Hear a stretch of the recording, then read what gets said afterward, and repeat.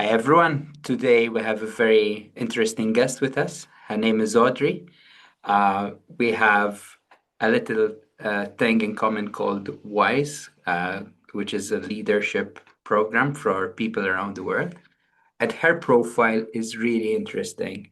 Today she's going to guide us through her story, and I think we can learn a lot from Audrey. So, hi Audrey.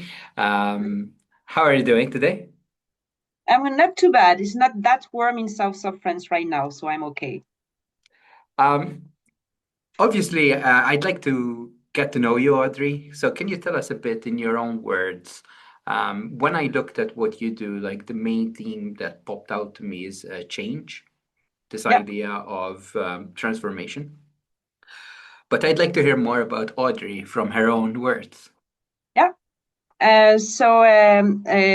would say I have a background where I did business school. I already liked at that time the different kind of cultures. I started in France as a business school, but then I went to UK to make a bachelor, and I finished to do international negotiation as a master. So that was already my international cultural way of thinking, and I had the opportunity to start my career in, and I think it's not that famous as per se, but I joined a company that offered the possibility to do three different kind of jobs from the ground, so that you learn really what people do at work.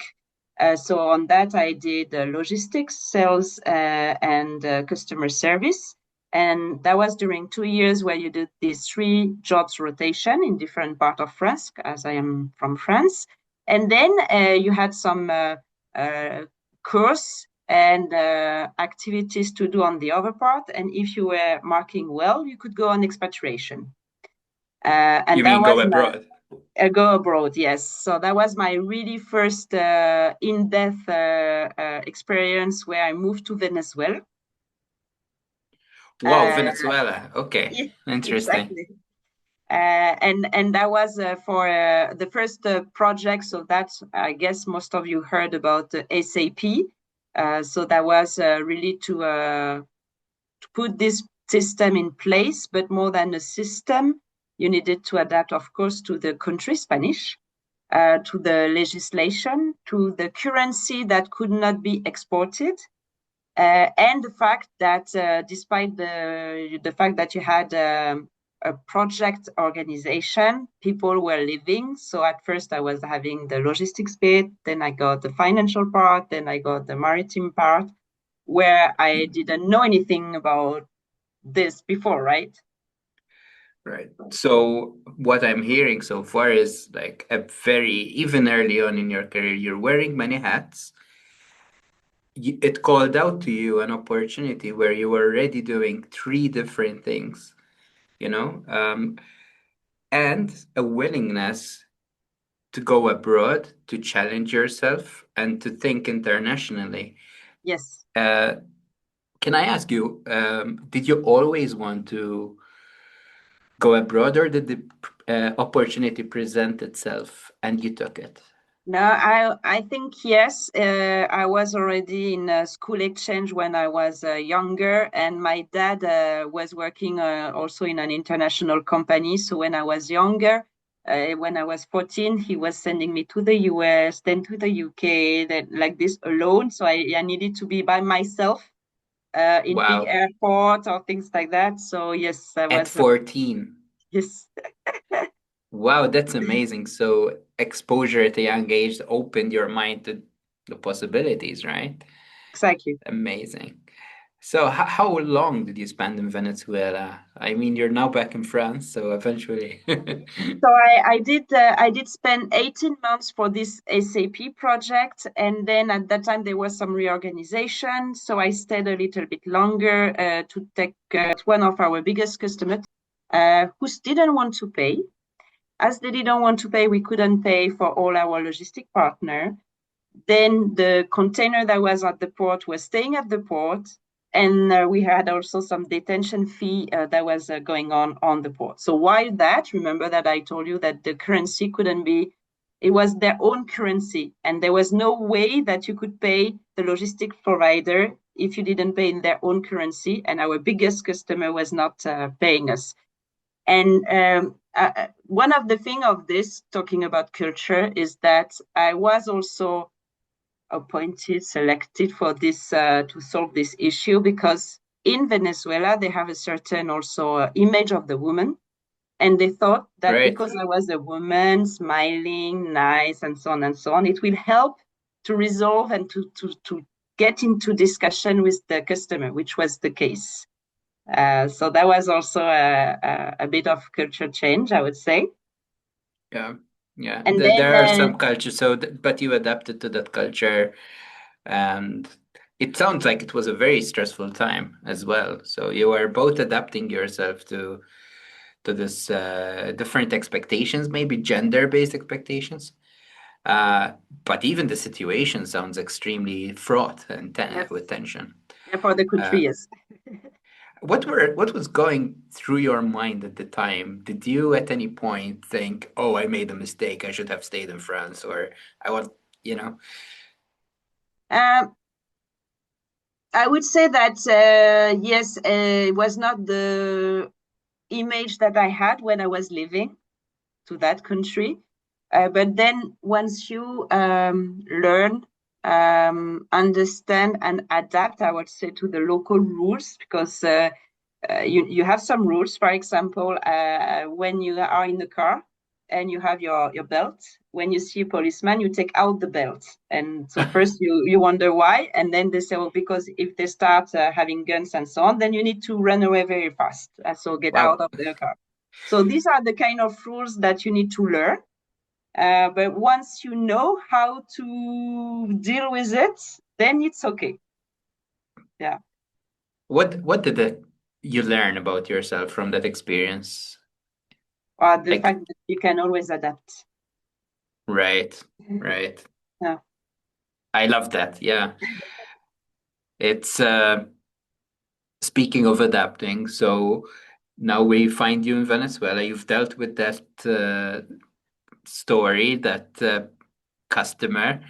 What next? What was the next adaptation or change for you?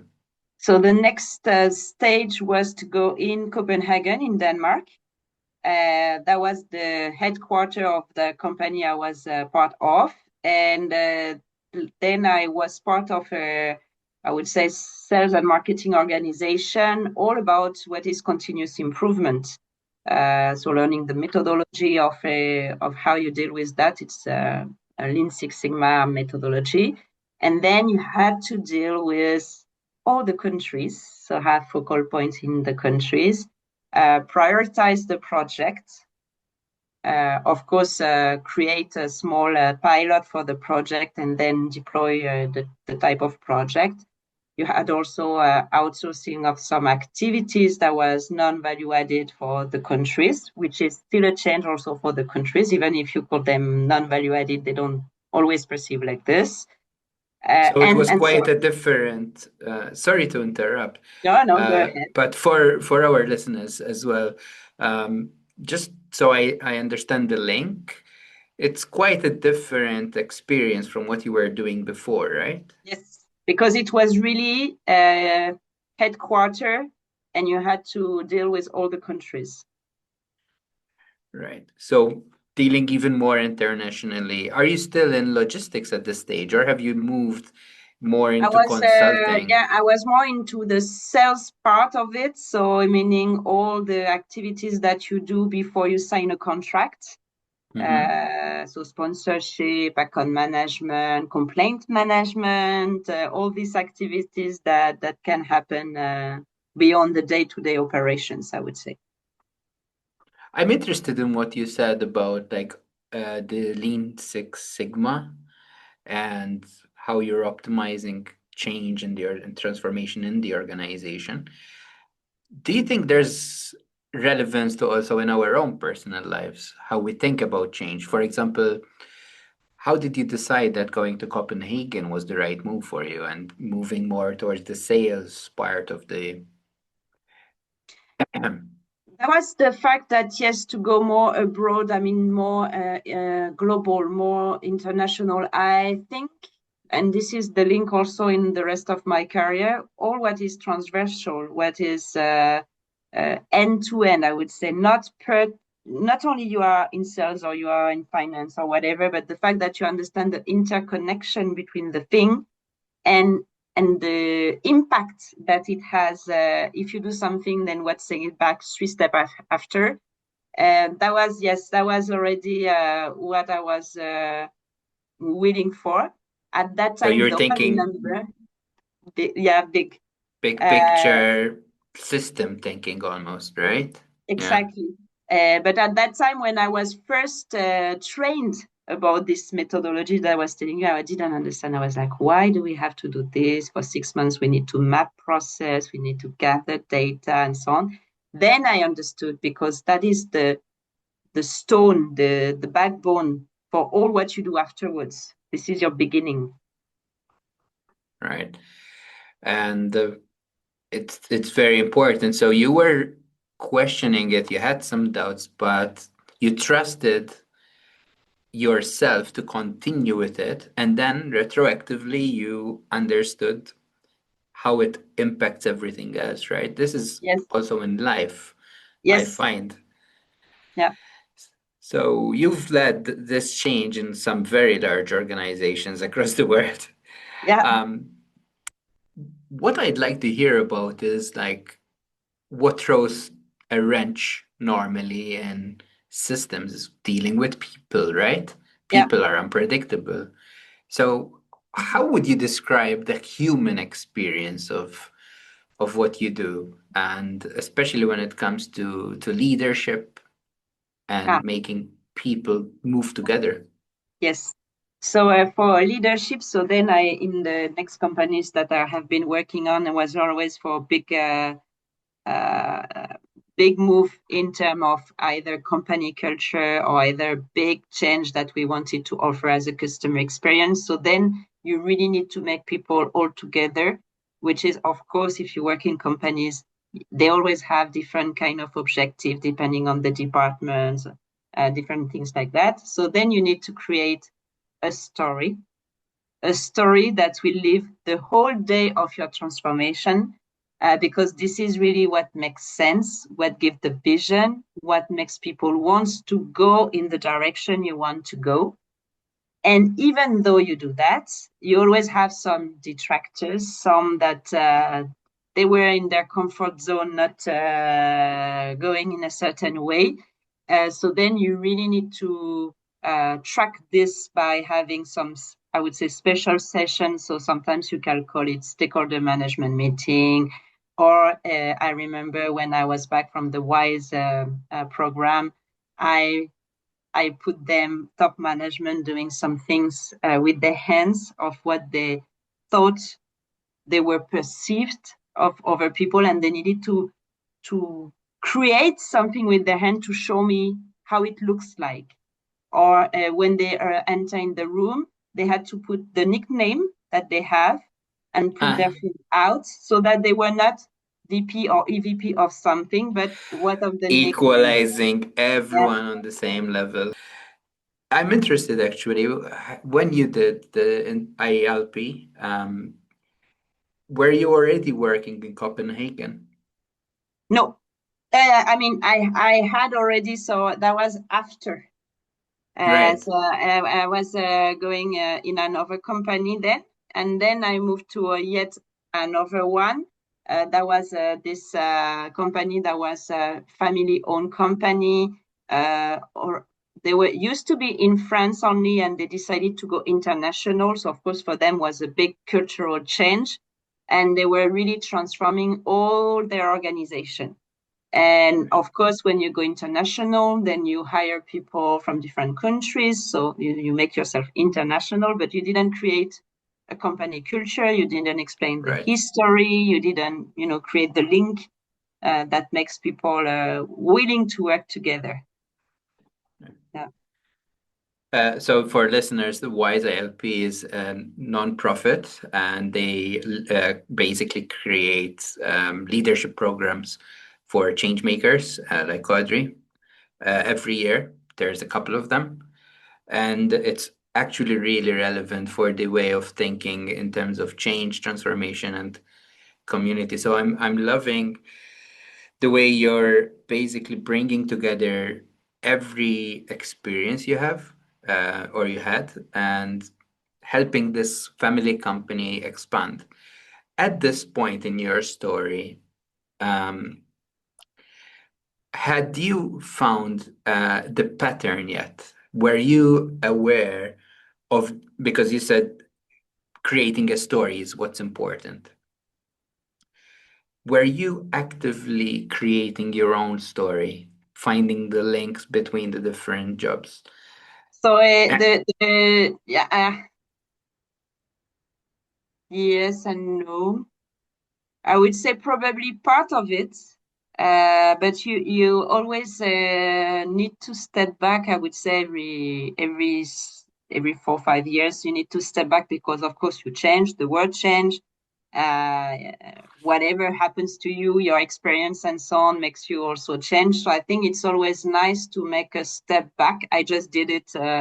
It took me 4 months, but to work again on all the things that you did, you like, you want to do, and things like that, in order to fit, I would say, yourself with your own values, and also in order to secure that you never, because it happens, you go in a direction and it slips, and you don't even realize, or you don't want to change again because it's tiring, some energy you need to find, and so on and so on.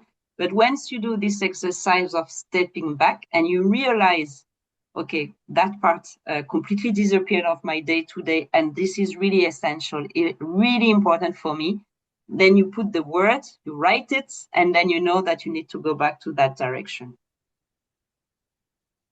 Absolutely. I love what you're saying, like stepping back, especially now that the world is changing so rapidly and more often, right? Uh, so you're doing that both in your career and both for your personal uh, decisions of where you want to work, how you want to work, and you help the companies navigate the change in this international sphere. I like what you said also about the interconnections. So we have this tendency, like I say, I work in marketing, like you're almost thinking like you're way beyond that. There's like a link An between ecosystem. everything. Yes. Thank you. Yeah. Yeah. I was struggling to find the word. Exactly. It's naturally that comes because you give me a problem and then you try to deep dive. Once you deep dive, you always realize that of course you have some input and output, and you need to make something. I give you an example of today. We asked me, okay, we need to make a new offer. I'm working in consulting now. Okay. The first thing that came in my mind is I will contact some of my former colleagues that are for different companies to secure that I will get all the views that they have. And whatever I will come up with, it won't be my view. It will be a collective view. Because if it take only your view and it's not bad because you try to do your best, you always miss something. You are not coming from the same experience, from the same culture, from the same background. And it's only if you mix the view of different people that you understand the angle, what they are living, why they are afraid, what makes them not willing to go a step ahead, or things like that. Wow, so you're even willing to reach out to old colleagues to get their points of view. It's And they almost say like you yes, have your own executive board, yes. right? Did you maintain those connections over the years? So that's funny because sometimes it takes, sometimes I don't connect with them for 10 years or 15 years. I asked 2 years ago, I asked one of them, can you come just to be a speaker for one of my topic and so on? And I didn't talk to him for 13 years, I think. And he said yes, because why? They do remember what you did, how you did at the period of time that you did. And most of the time when you do something, because it's different, it's still alive, even years after you leave. And that's what they remember about you. So then you can just come back to them afterwards. That's extremely powerful. We hear a lot, even in coaching, like people resist the idea of reaching out because they might not remember me. Is actually a very common phrase. So that's really powerful, and I love that you gave me an example from your current situation, like from today, right? So speaking of today, are you still working at that? You mentioned consulting. Is that still with that family-owned company that wanted to expand, or? No. So I have as you can see, I have a tendency to a trend to move. I move because I think it's also part of my personality. I like to create. So create means a connection, a stories, a culture, a governance somewhere, and so on. And once it's in a routine where you just stabilize and things like that, then I feel I need to move somewhere else to make a new change, a new creation, create a new something new for them, for people to get the magic again. And normally when that happens, when I start to think about myself, okay, what should I do next? This is where any case something somehow we come to me, and then you just need to go. That's why I was saying, just to remember what's important for you, what's the values that you have, and does it fit within the direction I want to go, and then you go. Well, yeah. Would you say that every time you made a change, it coincided with those moments when you said you take a step back then? Yeah. Right? So you're immediately aware, like you're when you start thinking, hey, I'm kind of bored, I've created this thing, I'm happy with it, what's next?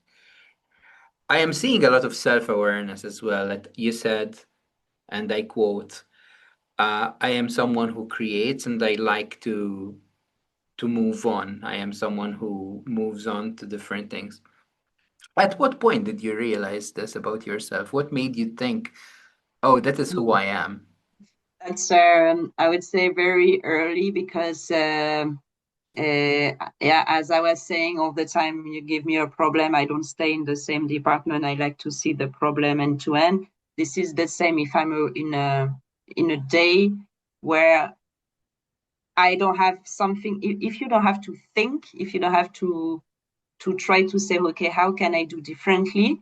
Then I will find something to do. So I can, like in one of my the former company I was in, I couldn't make the change I wanted because so many things were other factors that were in and so on. So then I started to go on what is climate risk. Then I started to make some training for managers.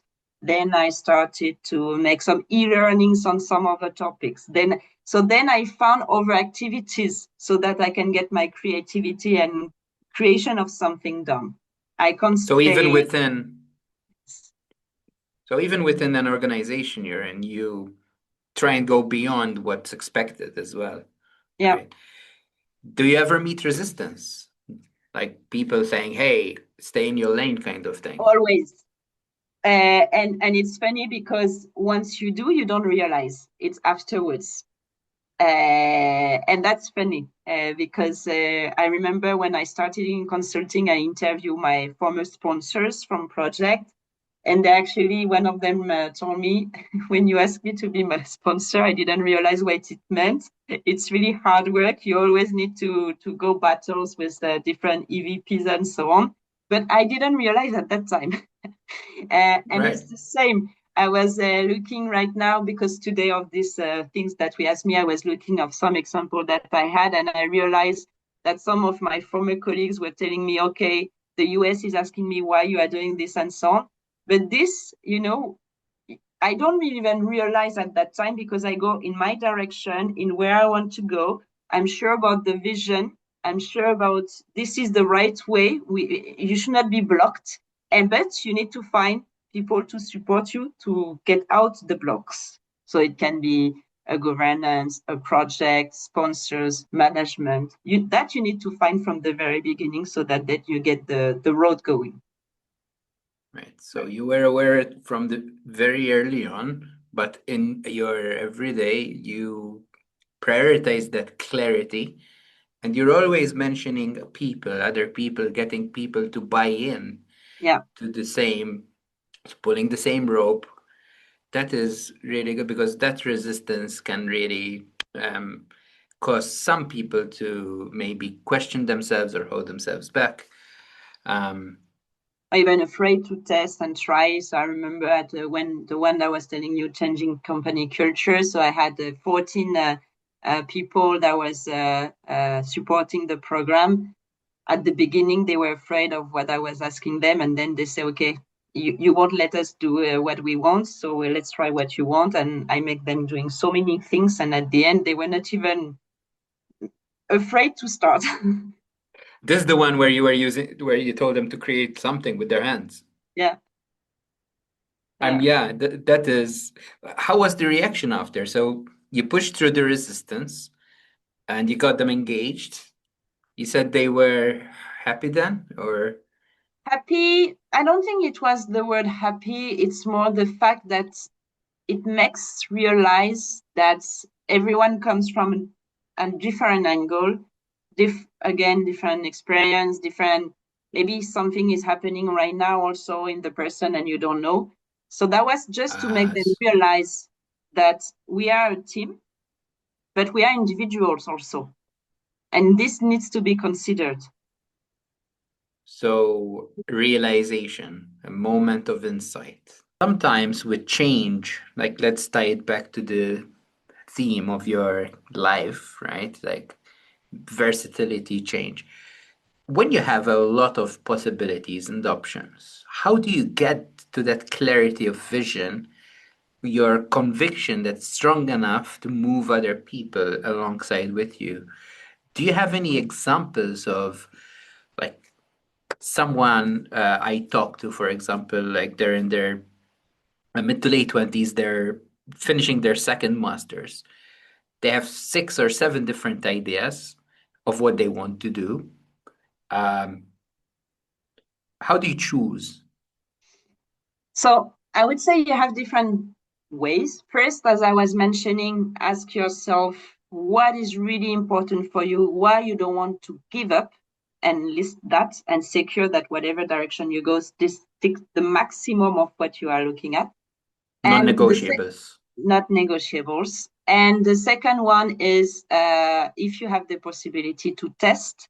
So test can be interviewing someone. Okay, what is really your job in day to day, so that you understand, or spending a day with a person, or looking at some information on the web to really try to visualize and see. Okay, is this really what I thought it would be? Before you go and just go all your life in one direction. Um, you have also, if you are, so in your case, they're in school, but otherwise you have a day in the life of, where you spend a day in the job of someone else to really see what it is in a day to day to be in that direction. But on my side, as I was telling you right now, I'm doing my step backs. This is what I do. So I did my step back. I did a list what is really important for me, what I really don't want to give up. And I starting now to interview the people in the direction that I think I want to go, to really see, okay, is this, I had something in mind, is this really what I had in mind? Wow, thank you. That is so cogent and clear and extremely practical. And I'm personally finding it helpful as well. So thank you for sharing that, and your experience clearly has bred a lot of wisdom. And I like that you're living what you're saying as well. Yeah. Uh, so from the overall team, is there anything we didn't mention that you feel is really important for you that you wanted to share today? So you reached out, you wanted Yeah. to come here. I would say once also when you are in the middle of a change, and of course you have different parties, different views, different opinion. One thing that you can always trust, whatever the company is I would say the survey, the quality of the words This is wonderful, either from customers or from your own employees. This is really what drives you because it's not a number, something to reach like doesn't make any sense. This is really their own words. And also, even if it's difficult, don't try to already say, okay, this one means that, because you need to deep dive and really understand what was behind, depending again on the culture, on the experience. Maybe they use the words, but it's not, maybe English, for example, is not their own language and they use that word, but that was not really what they meant. Once you get really this true sense of understanding, then you are sure 100% that the direction you will take is the right one. Thank you. That really summarizes it beautifully. And I think that is like a very key takeaway. Um, yeah, thank you, Audrey. Like you really have a very powerful story. Thank you so much for joining me this evening. It was a pleasure. Just really inspiring stuff. Thank you. Thank you.